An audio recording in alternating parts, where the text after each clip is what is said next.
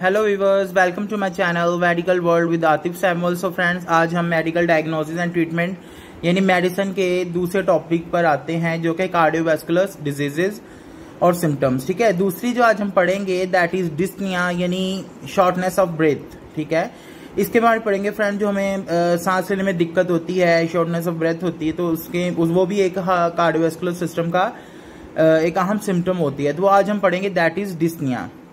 Dyspnoea और shortness of breath यानी SOB is an abnormal awareness of respiration.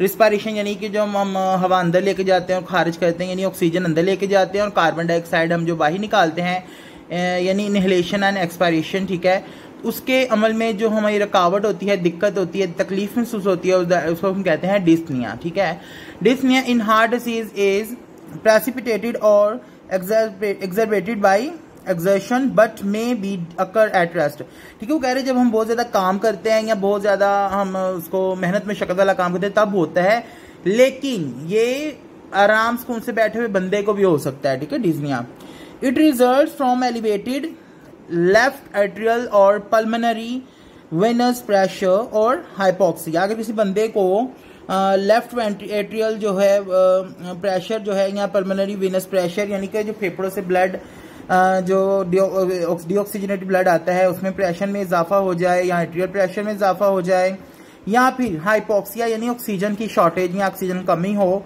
उस बंदे को भी हो सकता है as a result of left ventricular systolic और डायसिस्टोलिक डिस्फंक्शन और वाल्वुलर ऑब्स्ट्रक्शन। यानी कि अगर किसी बंदे को लेफ्ट वेंट्रिकल होता है हार्ट का, वहां पे सिस्टोलिक और डायसिस्टोलिक डिस्फंक्शन हो जाए, जहां किसी बंदे का ब्लड प्रेशर बहुत ज्यादा बढ़ रहा है रेगुलर बेसिस पे, तो वहां पे उसमें मसला मसाइल हो सकते हैं, या फिर वाल्वुलर ऑब्स्ट्रक्शन हो सकती है। जो वाल्व्स होते हैं हार्ट के, वहां पे कोई ऑब्स्ट्रक्शन होने की वजह से डिस्निया हो सकता है। सो फ्रेंड्स, आगे जो हमारा इस टॉपिक का दूसरा पार्ट है that is grading of dyspnoea. The New York heart association has graded dyspnoea ranking from grade 1 to 4। ठीक है, ये एक जो एसोसिएशन है, न्यूयॉर्क हार्ट एसोसिएशन है, उन्होंने इसको 1 से 4 ग्रेड दिए हुए हैं किसको, डिस्निया को। ठीक है, always describe dyspnoea with grading because it indicate functional class of patient and severity of the disease. Always describe dyspnoea with NYH grading. NYH basically क्या है, New York heart association. So friend, ये देखिए ये association नीचे दी है। Grade 1 में है जी no breathlessness, यानी ग्रेड 1 में वो पेशेंट आते हैं जिनको कोई ब्रेथलेसनेस नहीं होती। ग्रेड 2 यानी ये ठीक से जो है वो उसके हालात बुरे होने तक की तरफ जा रहा है। ठीक है, ग्रेड 1 में वो पेशेंट जिनको कोई ब्रेथलेसनेस नहीं है। ग्रेड 2 यानी ब्रेथलेसनेस और स्वीयर एक्सर्शन। अगर कोई बंदा बहुत ज्यादा एक्सर्शन करता है, अगर वो ज्यादा वजन उठा रहा है या सीढ़ियां चढ़ रहा है तो उसकी वजह से, या एक्सरसाइज बहुत हार्ड कर रहा है उसकी वजह से अगर ब्रेथलेसनेस हो तो फिर वो ग्रेड 2 में हम रखेंगे। अगर तो ब्रेथलेसनेस ऑन माइल्ड एक्सर्शन हो, अगर बिल्कुल थोड़ी से चल के भी आपको माइल्ड ब्रेथलेसनेस हो रही है यानी सांस लेने में दिक्कत हो रही है, ब्रेथलेसनेस का मतलब होता है शॉर्टनेस ऑफ ब्रेथ यानी सांस लेने में तकलीफ होना, तो वो ग्रेड 3 में आएगा अगर माइल्ड से एक्सर्शन करने से भी आपको हो रही है। ठीक है, ग्रेड 4 में होंगे जी ब्रेथलेसनेस एट रेस्ट। अगर आप बिल्कुल आराम सुकून से बैठे हैं तब भी आपको ये हो रही है तो वो ग्रेड 4 में आएगा। ठीक है जी, उसके बाद है जी टाइप्स ऑफ कार्डियक डिस्निया। ठीक है, डिस्निया के बारे में टाइप्स ऑफ 3 टाइप्स हैं इसकी। पहली है जी एक्यूट पल्मोनरी एडीमा, दूसरी है एंजाइना इक्विवेलेंट, और सी है जी यानी तीसरी क्रोनिक हार्ट फेलियर। इस बारे में सबसे पहले हम तफसील से पढ़ेंगे। पहले है जी एक्यूट पल्मोनरी एडीमा, इसके बारे में पढ़ेंगे। ठीक है जी, acute pulmonary oedema develop from a major event such as acute myocardial infarction, ठीक है, इन प्रीवियसली हेल्दी हार्ट। ठीक है, और minor event such as atrial fibrillation in a previous disease of heart. ठीक है, यानी कि वो कह रहा है कि मायोकार्डियल इंफार्क्शन अगर एक्यूट हो गया है तो उसमें हो सकता है एक्यूट पल्मोनरी एडीमा, या फिर एट्रियल फिब्रिलेशन। एट्रियल फिब्रिलेशन क्या होता है, जो एट्रिया जो होते हैं हार्ट के, ठीक है, वहां पे जो होता है, वहां पे मसला मसाइल होने की वजह से जो एट्रियम्स ऑफ हार्ट होते हैं, ठीक है, वहां पे होने की वजह से ये क्या हो सकता है, acute pulmonary oedema, atrial fibrillation. ठीक है जी, उसके बाद है जी patient suddenly develop shortness of breath distress. ठीक है, एजिटेशन, कोई भी सांस लेने में मसला हो सकता है। ठीक है, उसको एजिटेशन हो सकती है, दिक्कत तकलीफ हो सकती है। एंड साइनोसिस, साइनसिस पे आके बेसिकली क्या है, ब्लूइश ऑफ पेरिफ्रीज, ठीक है। ब्लूइश होना स्किन हो जाती है, जैसे आपके लिप्स हैं या आपकी फिंगर टिप्स हैं आपके, ये ब्लूइश होना स्टार्ट हो जाते हैं। इसके अलावा फिर आपके जो पेरिफ्री है वहाँ पे जो है ब्लूइश रंग की तरह वो डेवलप होना स्टार्ट हो जाए, जिसकी वजह से हम कहते हैं जी उनको ऑक्सीजन की शॉर्टेज हो रही है। विद कफिंग, ठीक है, खांसी बहुत जा सकती है। एंड विजिंग, ठीक है, वो विजिंग कहते हैं बेसिकली वो जैसे सीटियां नहीं बचती सांस लेते वक्त, इसको हम कह देते हैं जी विजिंग। स्पूटम में भी प्रोफ्यूज, यानी स्पूटम जो होता है वो अच्छा खासा आता है, उसमें फ्रोथी होता है, झाग की तरह होता है, ठीक है, फॉर्म की तरह।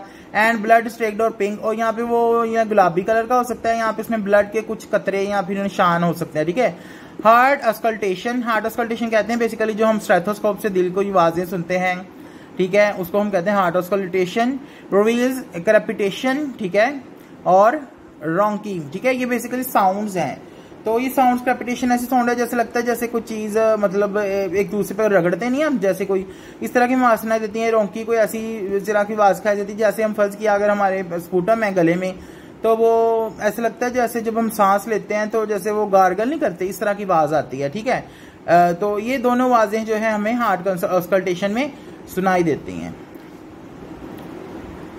जी फ्रेंड्स। उसके बाद नंबर 2 है जी एंजाइना इक्विवेलेंट, ठीक है। When shortness of breath is the dominant और sole feature of myocardial ischaemia instead of chest pain, ठीक है।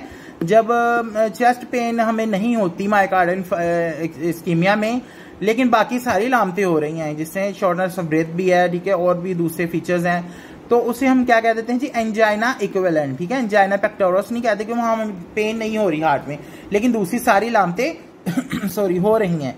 Some patients, especially old people, present ischemia with shortness of breath without feature of pulmonary edema, ठीक है। तो बाद ऐसे patient जिनको pulmonary oedema नहीं होता, लेकिन वो क्या होते हैं, पेशेंट इस्केमिया होता है, उनमें शॉर्टनेस ऑफ ब्रेथ होती है। नो प्रोमिनेंट कैपिटेशन, उसमें कैपिटेशन नहीं फील होती, ठीक है।